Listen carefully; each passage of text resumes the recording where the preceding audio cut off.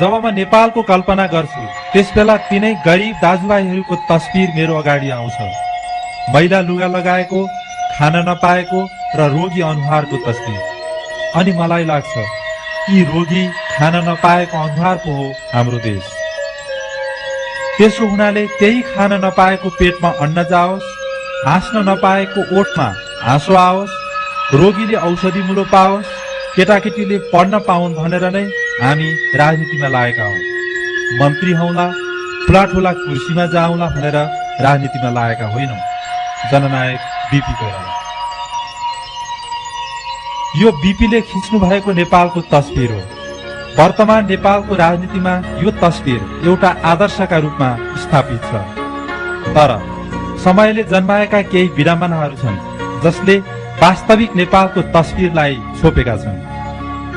मन्त्री हौला, ठुला कुर्सीमा जाउँला भनेर राजनीतिमा लागेका होइनौं भन्ने जस्ता महान वाक्यहरू सम्भवतः कसैले बोल्ने साहस गरेको छैन। नेपालको प्रजातन्त्रोत्तर राष्ट्रिय राजनीतिका वाहकहरू मध्ये। अन्यथा अर्थ नलगाइएमा उक्त भनाई अहिले ठिक उल्टो भएको छ र बेला बखत सुन्न पाइन्छ सन्यासी हुन कसैले पनि राजनीति गर्दैन। अधिकांश राजनीतिक कर्मीहरूको राजनीतिक व्यवहारद्वारा व्यक्त भइरहेको यो पछिल्लो आशयले वर्तमानको राजनीतिक महत्वाकांक्षालाई अगाडि धकेलिरहेको छ। यसकै कारण बीपीका यथार्थपरक राष्ट्रिय चिन्तनहरू माटोमा अनुवाद हुन सकिरहेका देखिँदैन। यस निम्ति वर्तमान पुस्ताले पुनः एकपटक देशको माटो, देशको लागि आत्मबलिदान दिने आदरणीय शहीदहरू र माटोको अव्यक्त बाणीलाई मुखरित गर्ने राजनेता बीपी कोइरालालाई एकै साथ सम्झेर प्रतिज्ञा गर्नु आवश्यक देखिएको छ। गरीब हाम्रो मुलुक गरीब छ। हाम्रो मुलुक किसान छ। जसले किसानको भलाइ गर्दछ, हलो जोत्ने मान्छेको भलाइ गर्छ, जसले गाउँलाई सिँगार्छ, गाउँमा बस्ने मानिसहरूलाई को भलाइ गर्छ, त्यही समाजवादी हो। हाम्रो समाजवाद भनेको गाउँका जनताको भलाइ जुन नीति र कार्यक्रमले हुन्छ त्यही नीति चाहिँ नै हाम्रो दृष्टिमा समाजवादी नीति र कार्यक्रम हो। हामी गाउँले हौं, गाउँका जनताको सेवा गर्ने हामी व्यक्ति हौं। बीपी कोइरालाको राजनीतिक जीवनको आधारशिला तयार गर्न पारिवारिक पृष्ठभूमिका साथै भारतीय स्वतन्त्रता आन्दोलनले महत्वपूर्ण भूमिका निर्वाह गर्यो। जीवनलाई सधैँ खतराहरूका बीचमा हेलेर लक्ष्य प्राप्तिका लागि संघर्षरत बीपी कोइराला भारतीय आन्दोलनका क्रममा पटक पटक गिरफ्तारीमा पर्नुभयो। भारतीय जेल जीवनका समयमा सम्पर्कमा आएका तत्कालीन विशिष्ट स्वतन्त्रता सेनानीहरूसँगको राजनीतिक अन्तर्क्रिया र निरन्तरको अध्ययनले बीपीमा राजनीतिक परिपक्वता प्रदान गर्यो। नेपालमा प्रजातन्त्र प्राप्तिका लागि भएका प्रारम्भिक राजनीतिक घटनाहरूले जहानिया शासनप्रति वितृष्णा उत्पन्न गराउनका साथै प्रजातन्त्रका लागि लड्ने वीरहरूलाई मृत्युदण्ड दिइएका घटनाहरूबाट आम जनतामा तत्कालीन व्यवस्थाको समाप्तिका लागि जनआन्दोलन आवश्यक भएको महसुस भइरहेको थियो। नेपाली जनताको यो सामूहिक भावनालाई प्रवासबाट बीपीले नेतृत्व दिनुभयो। यस निम्ति एउटा सशक्त राजनीतिक संगठनको आवश्यकता थियो। त्यो आवश्यकतालाई विभिन्न नामबाट चरणबद्ध रूपमा विकसित हुँदै 2006 साल चैत 27 गते स्थापित भएको नेपाली कांग्रेसले पूरा गर्यो। त्यसबेला देशभित्र भएको जहानिया शासन विरुद्ध मजदुर हडताल, विद्यार्थी हडताल जस्ता घटनाहरूले सरकारी दमनका बावजुद पनि आम जनताको भावनाको प्रतिनिधित्व गर्दै गए। देशभित्रका यस्ता घटनाहरूमध्ये मजदुर आन्दोलन जस्ता घटनाहरूमा बीपीको प्रत्यक्ष निर्देशन र नेतृत्व रह्यो। 2003 सालदेखि 2007 सालसम्मका देशभित्र र प्रवासमा भएका राजनीतिक हिसाबले तनावपूर्ण तर निश्चित उद्देश्यमुखी श्रृङ्खलाबद्ध घटनाहरूले बीपीमा नेतृत्वदायी क्षमताको सफल परीक्षण गरे। यसैको ऐतिहासिक परिणाम थियो 2007 सालमा प्रजातन्त्रको स्थापना भएको। 2007 सालमा प्रजातन्त्रको स्थापनाका लागि भएका सङ्घर्षहरूको केन्द्रीय नेतृत्व बीपीमै रह्यो। इतिहासको नयाँ अध्यायपछि 2015 सालसम्मको प्रतिस्पर्धात्मक राष्ट्रिय राजनीतिमा राजनीतिक संगठनको सुदृढीकरण एवं प्रजातान्त्रिक समाजवादका नवीनतम दृष्टिकोणहरूको निर्माण र परिमार्जनमा बीपी सक्रिय रहनुभयो, जसको सफल परीक्षण थियो 2016 सालको प्रथम राष्ट्रिय आम निर्वाचन। आम निर्वाचनपछि प्रधानमन्त्री बीपी राष्ट्रिय जिम्मेवारी वहन गर्ने शीर्ष व्यक्तित्वको हैसियतमा सक्रिय रहनुभयो। बीपीको व्यक्तित्व अन्तर्राष्ट्रिय जगतमा यसै वखतदेखि प्रतिष्ठित र विस्तारित हुन पुग्यो। यस वखत उहाँले व्यक्त गर्नुभएका राजनीतिक दृष्टिकोणहरू तेस्रो विश्वका मुलुकहरूका निम्ति पनि व्यवहार योग्य रहे। उदीयमान एसियाली नेताका रूपमा उहाँको मूल्याङ्कन हुन थाल्यो। अर्कातिर राष्ट्रिय आवश्यकताहरूको परिपूर्ति गर्दै जाने निर्वाचित सरकारको लक्ष्य अनुसार सामाजिक, आर्थिक एवं प्रशासनिक सुधारका आधारभूत संरचनाहरूको स्थापनाका कार्यहरूमा सरकार प्रयासरत थियो। तर प्रजातान्त्रिक राज्य व्यवस्थाप्रति आन्तरिक रूपमा असहमत राजनीतिक शक्तिको अस्वस्थ प्रतिस्पर्धाको शिकार संसदीय व्यवस्थाले बन्नु पर्यो। प्रजातान्त्रिक व्यवस्था प्रतिबन्धित भयो। 2017 साल पौष 1 गते बीपी कोइराला लगायत सम्पूर्ण प्रजातन्त्रवादीहरू नजरबन्द भए। म प्रधानमन्त्री छँदा मैले अटोट गर्न सकेको थिएँ कि मेरो परिवारको जस्तो व्यवस्था यहाँका गरिब भन्दा गरिब परिवारलाई पनि 15 वर्षमा उपलब्ध म गराउन सक्छु भन्ने अटोट मैले गरेको थिएँ। अब कुन प्रधानमन्त्रीले आज भन्न सक्छ कि 15 वर्षमा त्यो प्रधानमन्त्रीको परिवारको जस्तो अवस्था प्रत्येक परिवारहरूलाई यहाँ हुन सक्छ भनेर? त्यो सम्भव छैन। बीपीको जेल जीवन साहित्यिक सिर्जनाको हिसाबले उपलब्धिमूलक रह्यो। निरन्तरको 8 वर्ष लामो जेल जीवनबाट मुक्त हुनुभएका बीपीको पुनः 8 वर्षको प्रवासकाल राजनीतिक चिन्तनका दृष्टिले नयाँ सोचहरूको निर्माण काल रह्यो। प्रवासबाटै निर्देशित देशभित्रका तत्कालीन व्यवस्था विरोधी घटनाहरूले व्यवस्थावादीहरूलाई बेचैन गराइरहन सफल रहे। राष्ट्रिय मेलमिलापको दूरदर्शितापूर्ण चिन्तन देशका लागि यस बेलाको सर्वाधिक महत्त्वपूर्ण सैद्धान्तिक उपलब्धि रह्यो। 2033 सालमा बीपीको नेपाल आगमनसँगै बढेको राजनीतिक सरगर्मीले राष्ट्रिय जनमत संग्रहको परिणाममा पुर्यायो। परिवर्तन क्रान्तिकारी परिवर्तन हो। वर्षको अँध्यारो राति बित्यो। अब हामी नयाँ युगमा प्रारम्भ गरेका छौँ। त्यो पृथ्वीको प्रतीक हो यो मिटिङ, यो आमसभा, त्यो परिवर्तनको प्रतीक हो।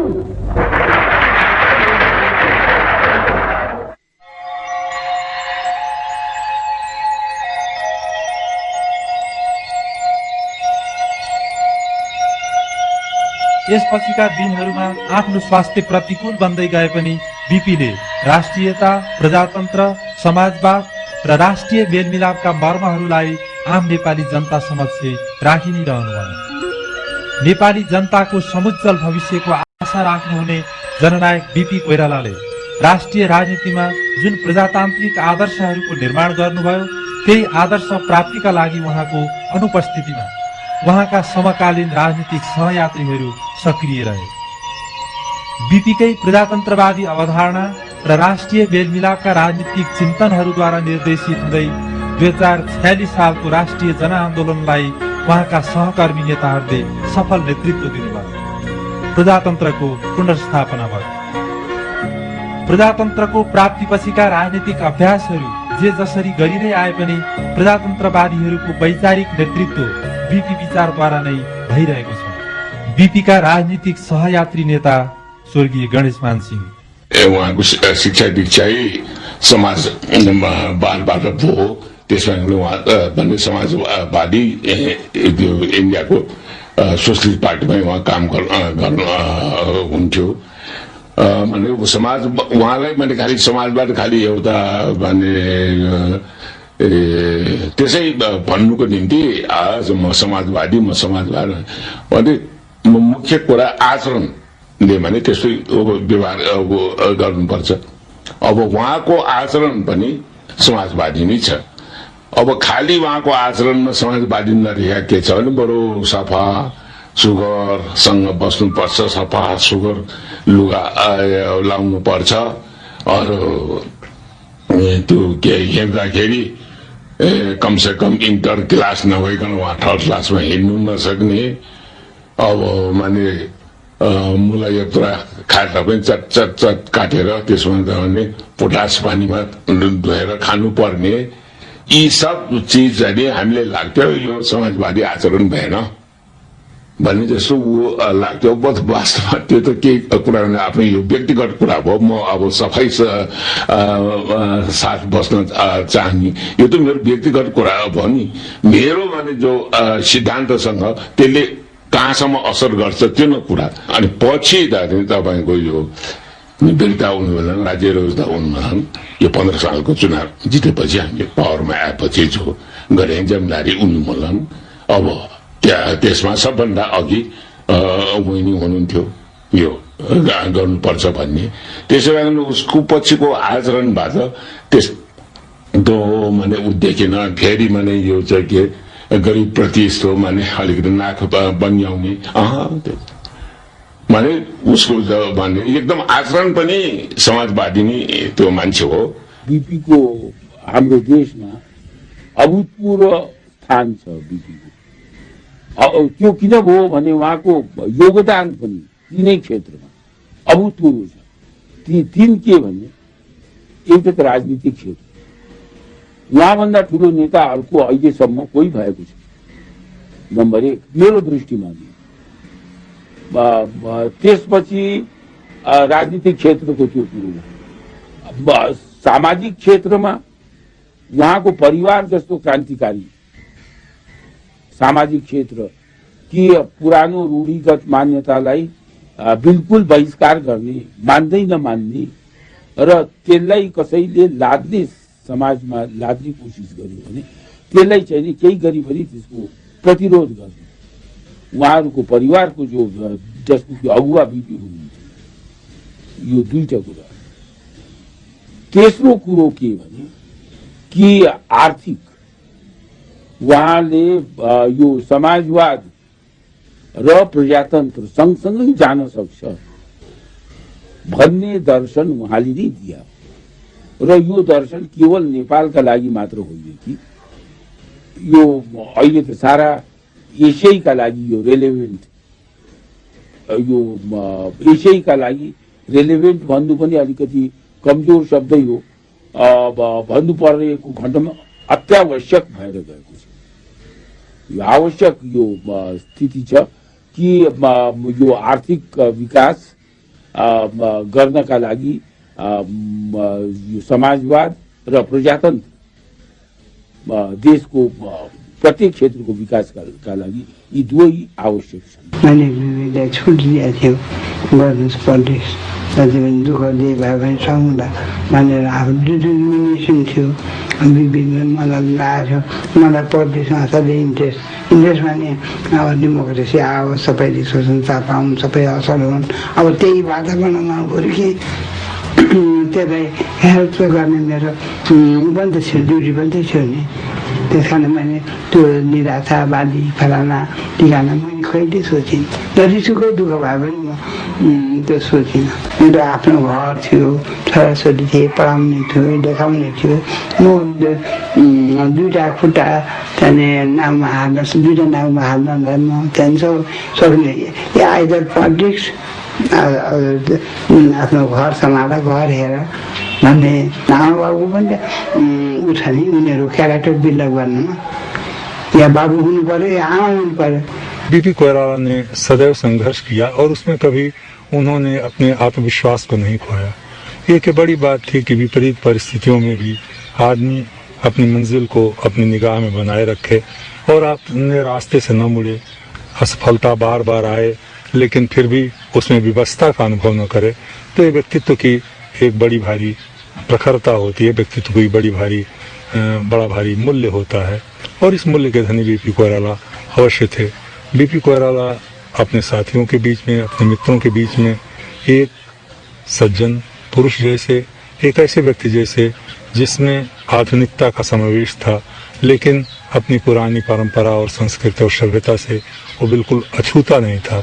ये समन्वय जो बीपी कोइराला के व्यक्तित्व का था वो स्वयं में बहुत प्रभावकारी था। उनको बड़ी भारी राजनीतिक सफलता भले न मिली हो, एक नई दृष्टि देने में वो सफल हुए और शायद आने वाला समाज हमेशा उन्हें इसी रूप में याद करेगा कि एक ऐसा व्यक्ति था जो एक पिछड़े देश को, एक गरीब देश को, एक बेबस और लाचार लोगों को मर्यादा की जिंदगी देने के लिए संघर्ष करता रहा।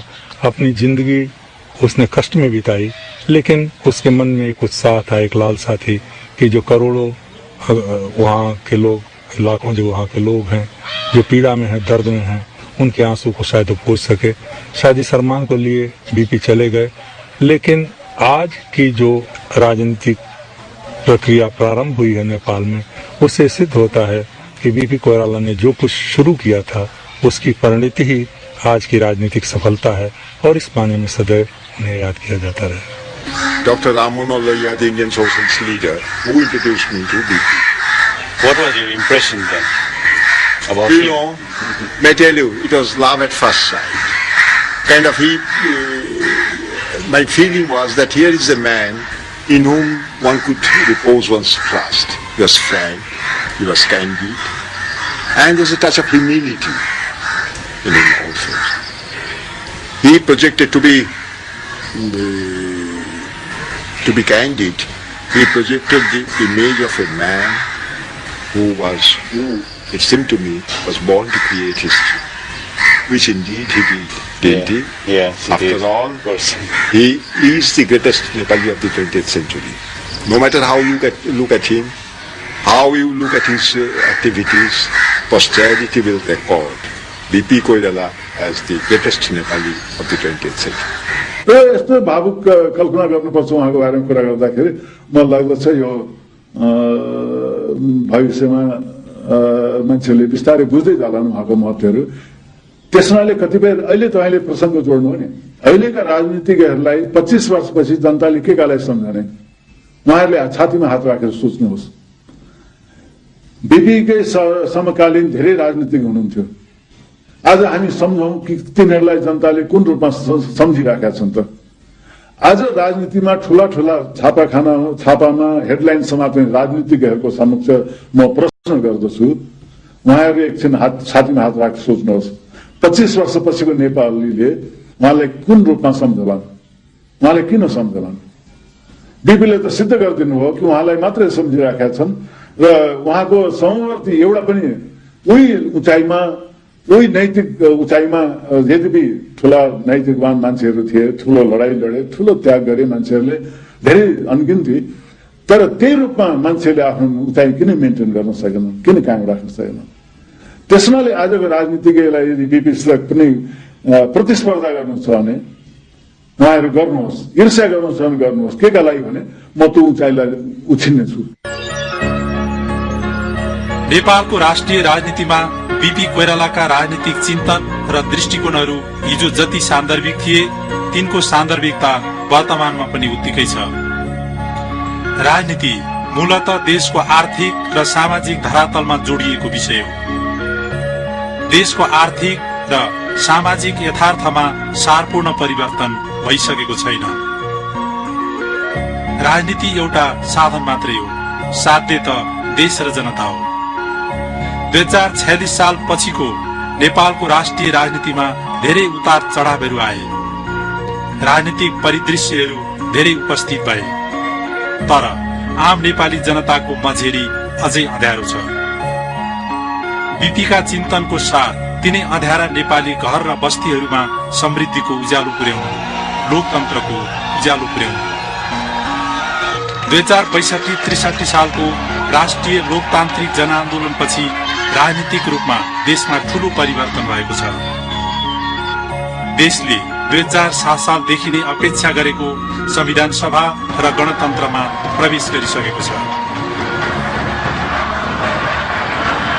आजको गणतान्त्रिक नेपालमा बीपीका कतिपय सारपूर्ण भनाइहरू समस्त राजनीतिक अनुयायीहरू र व्यक्तित्वहरूका लागि एकपटक सोच्नुपर्ने विषय हुन सक्छ।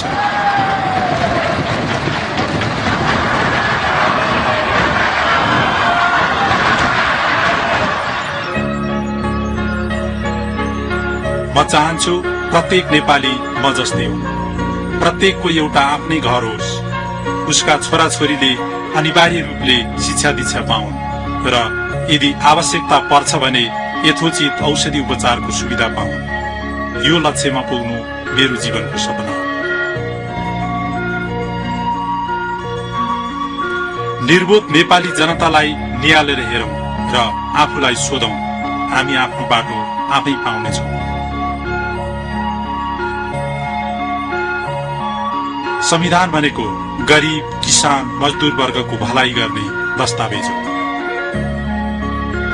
कुनै संविधानको अध्ययन गर्दा त्यसका चिसा अक्षर मुनि स्पन्दित भइरहेको न्यानो आत्मा छ कि छैन भनेर सोध्छु। अधिकारको दस्तावेज भन्दा इरादाको अठोट खोज्छु। अधिकारको कागजी रूपलाई प्राप्त गर्ने कसैको उद्देश्य रह्यो भने त्यसले कागजको खोस्टो मात्र पाउँछ। मलाई नेपाली जनताले श्रेय दिन खोज्दछ भने एउटै कुरामा देओस् कि मैले देशभित्र देशको सामर्थ्यलाई बुझेको रहेछु र देशको सामर्थ्यलाई मैले मुखरित गर्ने कोसिस गरेको रहेछु। जननायक बीपी कोइराला। जननायक बीपी प्रतिको सच्चा संस्मरण उहाँका अठोटहरूलाई व्यवहारमा उतार्नु